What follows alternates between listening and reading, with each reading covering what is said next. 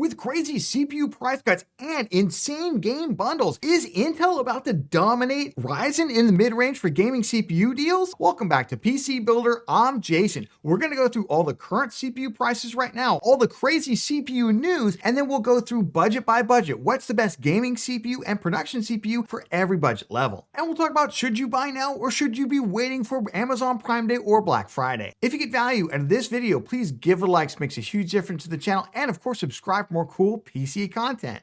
Let's jump into it. This video is sponsored by Seasonic, who many consider the gold standard in PC power supplies. I recommend Seasonic PSUs because they're built to last and perform at a load. Seasonic's been engineering top-tier power supplies for almost 50 years. Their focus has always been on engineering first, with every design tested for stability, efficiency, and long-term reliability. They've also been a key launch partner for Cybernetics, one of the most respected PSU performance and noise certification programs. Now Seasonic is driving the future with their OptiTech ecosystem, from OptiSync for cooler, quieter operation, the OptiGuard coming in early 2026, the most comprehensive protection system you can get for your GPU and entire PC. If you want rock solid power from a company obsessed with getting it right, check out Seasonic using the link in the description. Let's go through CPU news because there is a ton of it in September. Starting off with the Battlefield 6 bundle that Intel is offering with a purchase of any of its Core Ultra CPUs or 13th or 14th gen CPUs, not the i3s unfortunately, that would be like giving it away for free. But if you buy that CPU September 14th or earlier, as long as you redeem the code by October 31st, you will get the standard edition of Battlefield 6, which is a $70 value out there. They've also had some massive CPU price cuts, as we'll go through in just a moment. But if you want to get it, make sure you get it at a participating retailer that's going to offer it and you see it in your cart at the time of checkout. For instance, at Amazon, they have a number of CPUs here, however, not like the 14400 or the 14600K, which, spoiler alert, massive price cuts on that one right now. But if you go to Newegg, for instance, you can find it right here. It says Get Battlefield 6, and you can see it's going to add it to your cart. We do have a couple of CPUs that are rumored to be launching relatively soon, possibly even just being self-launched. Video Cards is reporting that AMD is readying a 9500F and a 9700F. Basically, these are going to be slightly downclocked variants of the 9700X and 9600X. And they are not going to have the integrated graphics. That's what the F is for. Now, this is just based on a couple of listings at a retail site. They listed a 9700F and a 9500F. I'd ignore the prices, by the way, that they list these at. These prices wouldn't make any sense in the current context. Though it's entirely possible that they launch them at really dumb prices and we just ignore them for a while until AMD cuts the prices down.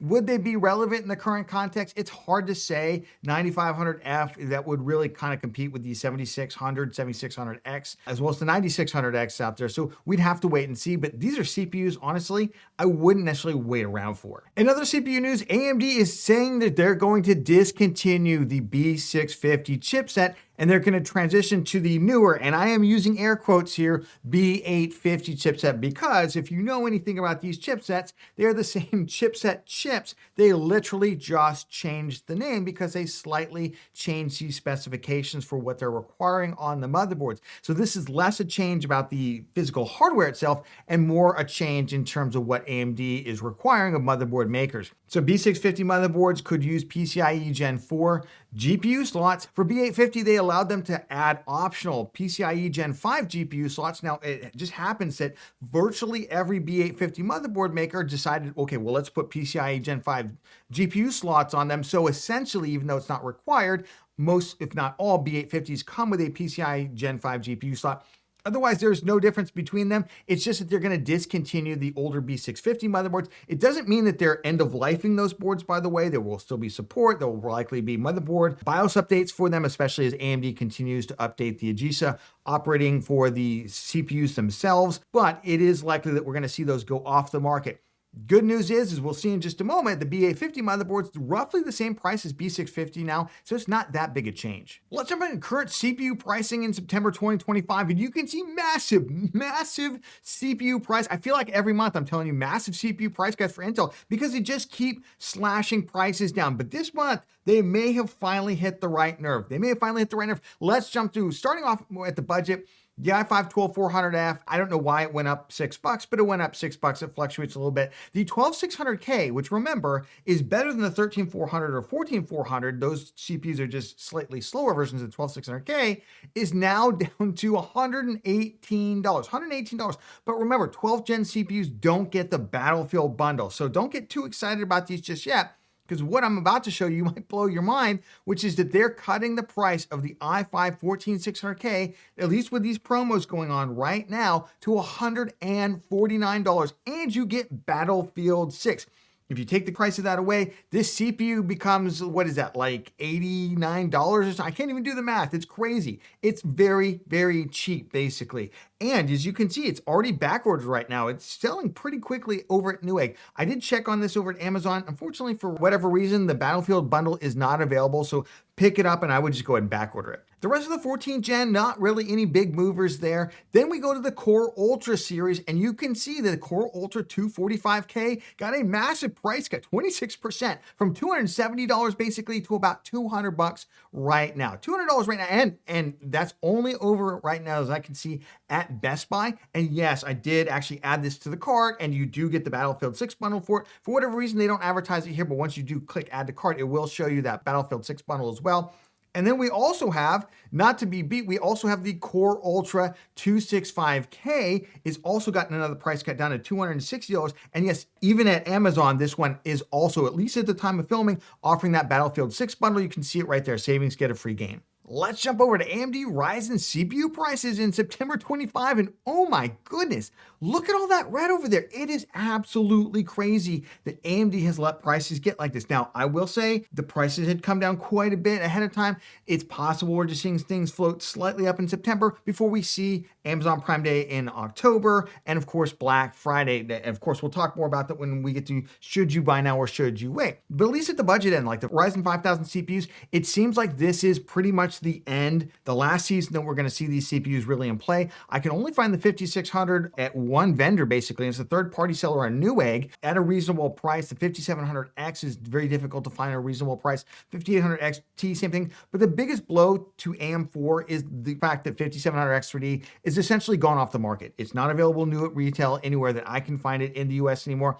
It had been $325. It was crazy. So essentially, I think it's the swan song of AM4, and we're moving to AM5, which does make some sense. You might have noticed that I have added the Ryzen 7500F. I'm sure some of you are typing, finally, you've added that thing in. The reason I hadn't added it previously is it really wasn't available at retail in the US. It's still only available at one retailer. It's a third-party seller on Newegg that's really reputable, by the way. I've bought one myself. So at this point, it's been there for 5 or 6 months, relatively stable availability. We are going to add it in. It'll have its own slot. We'll go through it, and we'll find out where it ranks in terms of the best budget gaming CPUs out there. The rest of the stack, not a huge amount of change, just prices basically floating up a little bit, except for like the 7600X and 9600X. Let's jump to the best CPU for gaming and productivity in September 2025. If you're not familiar with how we do this, we basically take all of these CPUs here. They've got a gaming score, and they've got a cost of the platform. So that's the cost of the CPU, the cost of the RAM, the cost of the motherboard, and the cost of the cooler. We come up with a platform cost,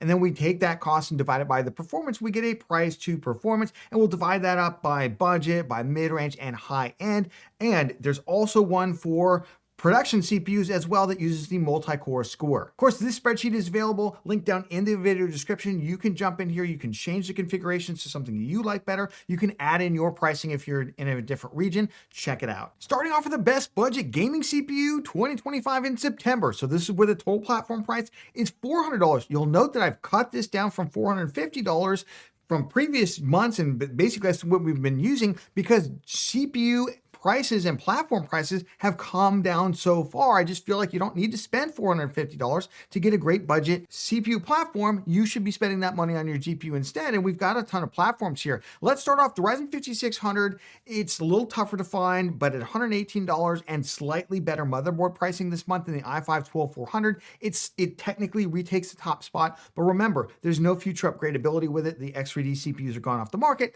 Meanwhile, I like the i5-12400 here, 12400F specifically, Pick it up for about $114. You want to pair that with a good B660 or B760 motherboard. Possibly find some Z series motherboards out there as well on super sale because they are closing out LGA 1700 motherboards. But we want to get a DDR4 motherboard, and then we want to get a 2x16 kit of DDR4 3200 CL16 or 3600 CL18. Those are the same speed basically.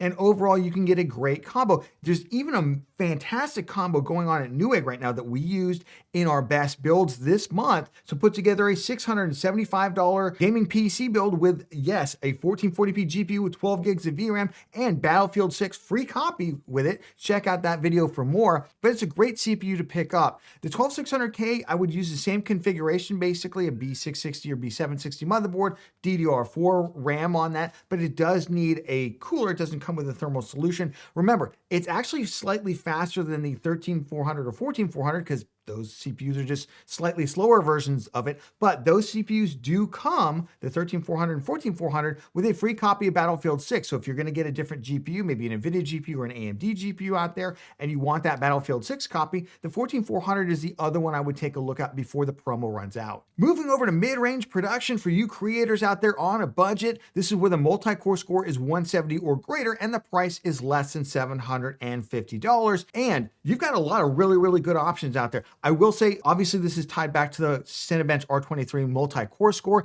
It's an imperfect metric. There really is no perfect metric, but it does slightly at least overvalue the Core Ultra CPUs that do really well in Cinebench, but then in some more memory latency sensitive tasks may kind of fall off there. That being said, the 265K with a massive price cuts, and there's been massive price cuts to the motherboards, that's the B860 and Z890 motherboards, just continues to run away with this thing. $569 for the total platform price is relatively cheap. It's a $1.68 price to performance.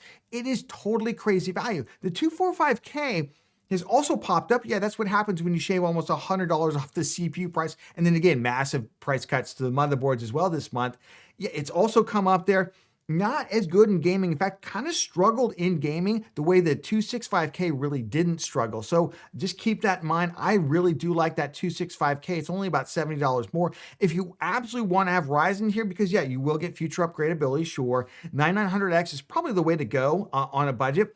Quite a bit more expensive than the Intel Core Ultra, so just kind of keep that in mind. The 14600K I do like at $504, kind of as a hybrid gaming and production CPU. All right, jumping into best mid-range gaming CPU in September 2025. This is where the gaming score is 125 or greater, and the total price, again, I've cut this down from $750 down to $600, because again, everything's gotten cheaper. And what is going on? It is bonkers. Is it possible the i5 14600K has finally unseated Ryzen CPUs?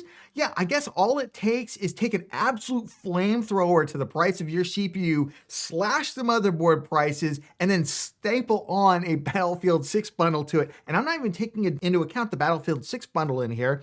If you do that, it basically runs away with it. I will say in our best builds video, I decided to go in that one with a Ryzen 9600X instead of the 14600K, and I did so for future upgradability. I have given that a little bit more thought. I think it still is a great build, the 9600X build. I may have been too hasty in dismissing the 14600K because what is future upgradability? It's really just the ability to go ahead with your current motherboard and RAM. There's no guarantee you're going to want the same speed RAM for the next generation of Ryzen CPUs that you upgrade to. And honestly, most of the motherboards we're using for these kind of mid-range gaming, they're not that fantastic. They're like $100, $150. So honestly, I don't think the 14600K is anywhere as bad, or I'm not going to knock it down as much for not having a future upgrade path. I actually think it makes a ton of sense. If you want to build one, I'd pull the trigger at $149. That's incredible, especially if you do want to play Battlefield 6. If you're planning on spending money on that game and building a new gaming PC, that makes a ton of sense. If you decide not to, Ryzen 7600X or 9600X, still great gaming CPUs, especially if you do want to preserve future upgradability. Maybe you are spending more on your motherboard than I would spend, like I would buy like $120 to $150 board, and you want to go with something that has that future upgradability, yeah, you could definitely throw that in. I do want to warn folks, the Ultra 5 245K, check out the gaming performance on it. It is not stellar. It is not stellar, and it just basically skates by. I would definitely probably pass that one along. Otherwise, I think 14600K or any of the Ryzen kind of 5 CPUs are great. Let's jump into high performance production before we get to high performance gaming. So this is where the multi-core score is 250 or greater for you creators out there who just want max power basically with no budget limit. And yes, once again, the Core Ultra CPUs, the 265K and the 285K now sneaks in there because we've lifted the budget limit, but it's $830 for the total platform price. Again, that 265K looks so attractive if you want to do something more on a budget. But if you're willing to spend more like $800 total, let's look at other CPUs because this is stack ranked by price to performance. And I think sometimes that can hide that they're all relatively close in terms of overall price to performance, but some of them are far more performative, the 9950X being a really good example of that. That is the one that I would target for about $800, $850. I would probably skip the 285K. You do get the future upgradability with 9950X, and the 9950X is faster than the 285K in a lot of real world applications, despite a slight Cinebench R23 kind of synthetic score difference out there. Looking at the rest of this, it's really hard to justify 14th gen. I don't know why we haven't cut prices on the 14700K or 14900K Intel. Get on that. I'd get rid of those. 950X 3D, yeah, it's the fastest out there right now. And if you want just like all the power, especially if you're gonna do a huge build with tons of storage, it's probably gonna cost $4,000 or $5,000, a couple $100 extra on your CPU and your cooling and everything, probably not gonna matter that much more. So I might go 9950X 3D if you're also a high performance gamer. All right, moving over to the best high performance gaming CPU in September 2025, where the gaming score is 145 or greater, and 7800X 3D, at least in terms of price to performance, retains the top spot despite CPU price going up. 9800X 3D price also went up.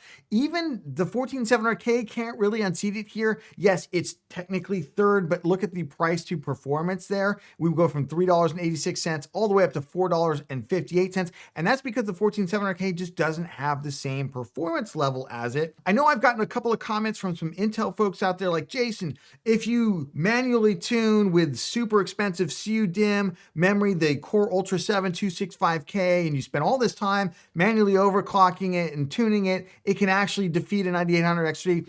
All I have to say is ain't nobody got time for that, okay? Nobody's gonna do that. There's so many risks inherent with that kind of instability. So if you consider yourself a super high-end overclocker, go for it. I'm just saying the vast majority of our audience, we just wanna go ahead, put it together, tune it up a little bit, and let it go. And I think the 9800X3D and 7800X3D make a lot of sense for most people out there. The 7800X3D really, because it's about $120 price difference for the CPU. If you can use that $120 to jump up to the next tier GPU, don't buy the 9800X3D. Go with the 7800X3D. You probably will never tell the performance difference between the two in any kind of real world scenario out there. But if you are buying an RTX 5080 or a 5090, I think the 9800X3D makes a lot of sense. Just don't overspend on your CPU and then get a little wimpy GPU to go with it. Let's play everyone's favorite game. Should you buy now or should you wait? Well, it's a tough one right now. You've got some crazy good game bundles, especially if you're gonna get an NVIDIA GPU. If you wanna build a gaming PC in the fall, the real question is, when's the best time to get it? Because we do have